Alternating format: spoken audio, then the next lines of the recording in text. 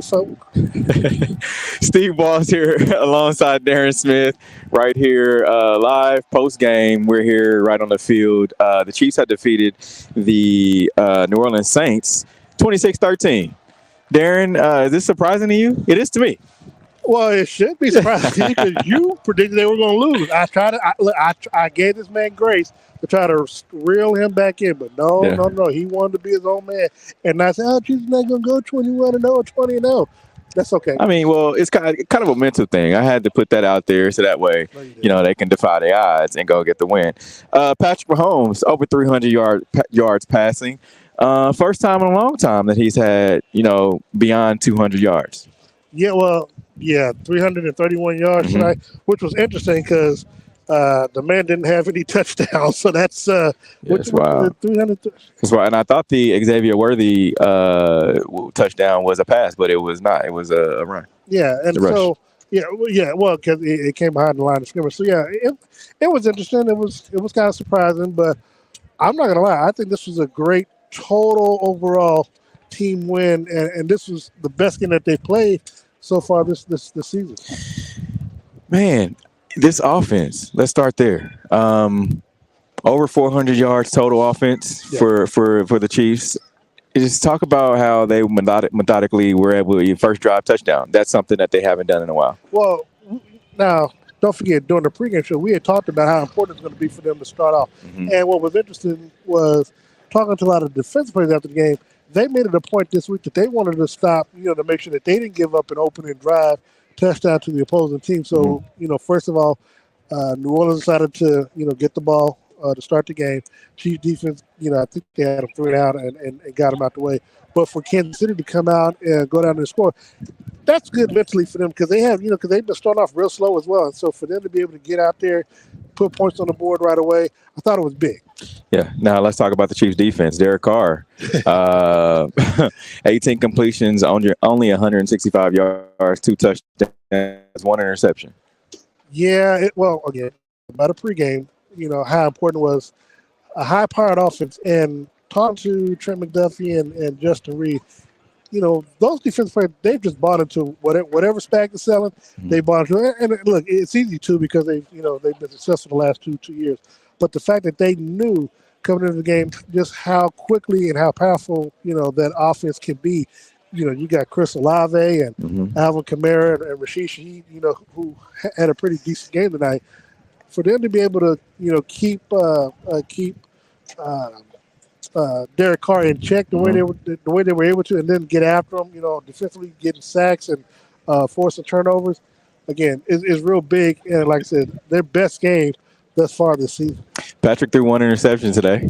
Yeah. So now he's 6 He is 6 for 6. They're going to 30 just like they're going to Davidson if he keeps this out. Of course. And it did come to his former teammate Colin Saunders. I felt like that was pretty funny because the way Colin, he reacted to the interception. Hey man, look, first of all, the way it happened, because Juju, bobbled it and popped up in there. The way Colin just kind of scooped it up and I mean he booked. I mean, I ain't never seen him run that fast before. Yeah.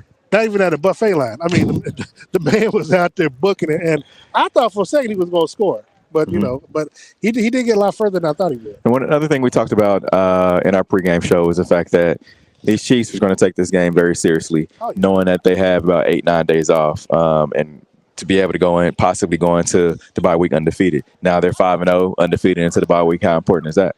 Oh, very important because look. You know that you're gonna have time off. You want to go in with the win, so you don't have this stuff laying on, weighing on your mind. Obviously, for Andy Reid, it's for them to be able to go in with the win, it gives them a sense of ease. And now, not to say that they're gonna just relax. I mean, they are gonna do that because it's a bye week. You know what I'm saying? But they get a chance to heal up some. Talking to Jody Forts and obviously Kareem Hunt, they get a chance to kind of get a little bit more work in. Learn the playbook and get themselves together before they head to San Francisco. But overall, I think it's very important because you want to go in a bye on a good note. And again, the way that they played tonight, this was their best game overall. I mean, there's a lot of stuff that there's still improvement. Obviously, you look at Mahomes and the turnovers. I mean, there's still stuff that you can learn and take away from it. Right. But learning blocks, but you still want to go in on a win versus some of these other teams that go in on a loss.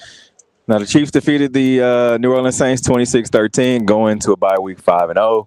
After the bye week, they go out and play San Francisco out in Santa Clara. And I see you got your Royals towel out. The Royals come home. Hold on, Royals and the Chiefs. Royals and the Chiefs. Royals, Chiefs. The Royals come home to play two game set against the New York Yankees. Yeah, man. It's kind of surreal. And I'm going to say this because if you think about just the past 2015, the Chiefs weren't really good yet. They were Andy Reid had just got here 2013, and then they were just kind of trying to turn the corner. Yeah. And so to have both teams actually playing good, Chiefs have won Super Bowls, Royals, of course, 2015 won a World Series title. This is actually dope. Well, and look, and the fact that you got not one but two. First of all, it's always important, when you're a lower seed and you're like the Royals, to get a split. They probably should have been up 2-0. Of course. Had things, you get a little home kick. But here's the thing: if nothing else, you got 2 games here where if you keep doing what you're doing, those base hits or whatever add up. Salvi doing what he did. If they can pull it off and upset the Yankees here, then and it is tied 1-1 between the Tigers and the Guardians. If the Tigers can upset them, Kansas City hosts the ALCS. Mm-hmm. Now that would be big time. Of course, and of course so, it is. And look, and if they, and obviously we don't, we want to speak into this, but if they get into the World Series and get a chance to win it, I mean, this is, it's new title town. And we appreciate you guys staying up late, watching us. Tomorrow, it'd be myself, Darren Smith, Sean Tyler, also DJ Q. We're going to be doing our Red Hour special night. Normally we're on Mondays, but since the Monday night game, we're on a Tuesday. We're going to give the people what they want. The Red Hour will be tomorrow night, 6:30 to 7:30, right here on the platform that you're watching us on. For Steve Walls, Darren Smith, you got anything to add? Well, follow us on social media at CWallsKC, at Darren Smith WHB. And you never know, you might see us doing a little sideline sports style, a little preview stuff when it comes to the Royals Wednesday and Thursday this week. All right. Until then, we are out of here. Peace.